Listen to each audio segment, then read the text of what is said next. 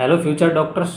तो आज की इस वीडियो में हम बात करेंगे कि जो नीट की तैयारी करते हैं स्टूडेंट्स वो क्या नॉर्मली क्या क्या क्वेश्चंस पूछते हैं। ठीक है, तो उनका जो पहला क्वेश्चन है वो ये पूछते हैं, क्या नीट में क्वेश्चंस रिपीट होते हैं।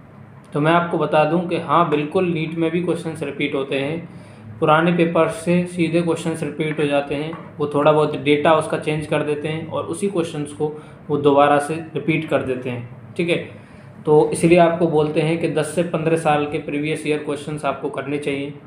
इससे आपको आइडिया मिलेगा कि किस तरीके के क्वेश्चंस आते हैं और अगर क्वेश्चन रिपीट होता है, ठीक है, तो आपको उसका कॉन्सेप्ट पता होना चाहिए कि कॉन्सेप्ट क्या है, क्योंकि अगर वो डेटा चेंज भी करते हैं ना तो भी आप उस क्वेश्चन को कर पाएँ। ठीक है, दूसरा क्वेश्चन जो नीट एस्पिरेंट्स पूछते हैं कि मुझे कितने एमसीक्यूज़ दिन में करने चाहिए, मुझे कितने एमसीक्यूज़ दिन में सॉल्व करने चाहिए। तो भाई मैं आपको बता दूं कि ऐसी कोई लिमिट नहीं है, इसकी कोई लिमिट नहीं है एग्जैक्ट, बट स्टार्टिंग आप करते हो तो कम एमसीक्यूज़ कर सकते हो। ठीक है, 30-40 एमसीक्यूज़ दिन में कर सकते हो, क्योंकि स्टार्टिंग में आपको थ्योरी पढ़नी होती है, टॉपिक्स भी पढ़ने होते हैं, तो थ्योरी पे फोकस करना होता है। थ्योरी के साथ साथ आप थोड़ा थोड़ा स्टार्ट कर सकते हो, 30-30 40-40 क्वेश्चन दिन में, धीरे धीरे उनको बढ़ा के 80-90-100 एमसीक्यूज़। ठीक है, जितनी आपकी कैपेसिटी हो उतनी आप कर लें। ठीक है, तीसरा क्वेश्चन जो आता है वो आता है कि how do I start physics from zero level. देखो, जहाँ तक है कि बायो वाले जो स्टूडेंट्स होते हैं ना, उसको पता है ना, उसको फिजिक्स ज़्यादा टफ लगती है। ज़्यादातर जो मैं बता रहा हूँ, मुझे भी लगती थी, बट इतना टफ है भी नहीं, मतलब इतना टफ आता भी नहीं है, मतलब सारे क्वेश्चन टफ भी नहीं होते हैं। ठीक है, 30-35 आप कर सकते हो। ठीक है, थोड़ा सा प्रैक्टिस अगर कर लो तो आप प्रैक्टिस करना बहुत ज़रूरी है फिजिक्स में। ठीक है, देखो प्रैक्टिस तो हर जगह ही चाहिए। ठीक है, कोई खिलाड़ी अगर खेलने जाता है तो वो पहले प्रैक्टिस करता है, कोई युद्ध लड़ने जाता है ना तो वो भी प्रैक्टिस करके आता है। और आप जा रहे हो कंपटीशन का एग्ज़ाम देने, तो आप प्रैक्टिस नहीं करोगे तो आप कंपटीशन से बाहर हो जाओगे, और तो क्या है।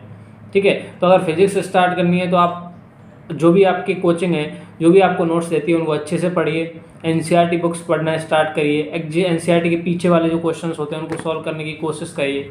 ठीक है, इसके अलावा आप रेफरेंस बुक पढ़ सकते हो जो भी इजी लैंग्वेज में अवेलेबल हो। ठीक है, तो उसके बाद प्रैक्टिस करिए। ठीक है, अगला जो क्वेश्चन है, does everyone get same questions for the NEET. देखो, बच्चे पूछना चाहते हैं कि क्या सबके लिए सेम क्वेश्चन आते हैं नीट एग्जाम में। देखो हाँ बिल्कुल, क्वेश्चंस सेम होते हैं, बस क्वेश्चंस जो होते हैं ना उनका ऑर्डर चेंज हो जाता है। जैसे मुझे कोई क्वेश्चन आया 1 नंबर पे मिला, वही क्वेश्चन किसी को 10वें नंबर पे हो सकता है, बट क्वेश्चंस चेंज नहीं होते, उनका ऑर्डर चेंज हो जाता है। ठीक है, अगला जो क्वेश्चंस पूछते हैं कुछ लोग कि what is the toughest subject of the NEET. देखो, टफनेस के हिसाब से देखो मोस्टली तो फिजिक्स है जो ज़्यादातर बच्चों को लगती है, लेकिन ऐसा नहीं, बट सब्जेक्ट वाइज किसी का इंटरेस्ट फिजिक्स में होता है, किसी को अच्छी भी लगती है फिजिक्स, तो ऐसा कुछ बोल नहीं सकते कि कौन सी सब्जेक्ट टफ है। हाँ, स्कोरिंग सब्जेक्ट की बात करी जाए तो वो बायोलॉजी है। ठीक है, क्या एक एवरेज स्टूडेंट नीट क्रैक कर सकता है? देखो, मैं खुद एक एवरेज स्टूडेंट हूँ, और एवरेज था, मतलब इतना ज़्यादा मतलब इंटेलिजेंट भी नहीं था। एवरेज स्टूडेंट ही करते हैं क्रैक नीट को। ठीक है, कोई गॉड गिफ्टेड ऊपर से आते हैं वो क्रैक नहीं करते। ठीक है, टाइम मैनेजमेंट थोड़ा सा आपको करना पड़ेगा, जो एक्स्ट्रा एक्टिविटीज़ हैं उनको टाइम कम देना पड़ेगा, आपको अपनी पढ़ाई के लिए टाइम ज़्यादा देना होगा। ठीक है, अगला जो क्वेश्चन है वो है what are the common mistakes that students do during NEET preparation.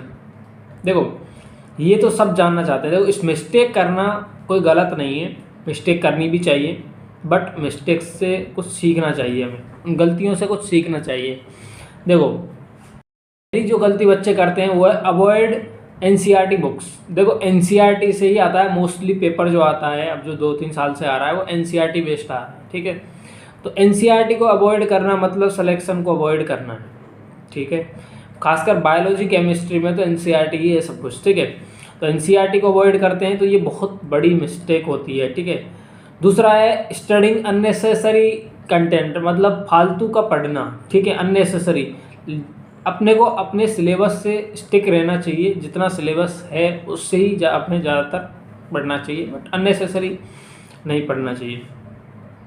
तीसरा, not choosing right study material. देखो, आजकल तो कोचिंग है, सब सही मटेरियल देती हैं, पढ़ना आना चाहिए, बट फालतू की चीज़ें को थोड़ा सा कम करना है।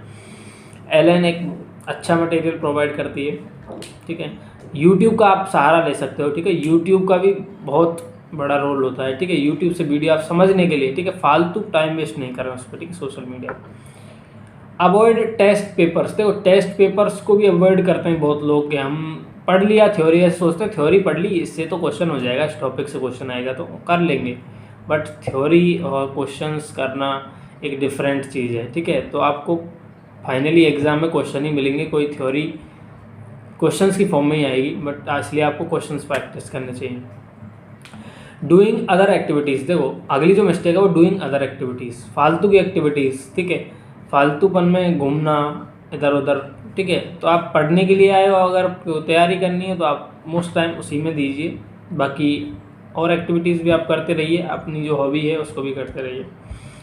Hesitating in sharing problems. कोई प्रॉब्लम आपको आ रही है तो आप उसको घर बताएं या अपने फ्रेंड्स को शेयर करें, कोई डाउट है तो उसको भी पूछें, क्लियर करें।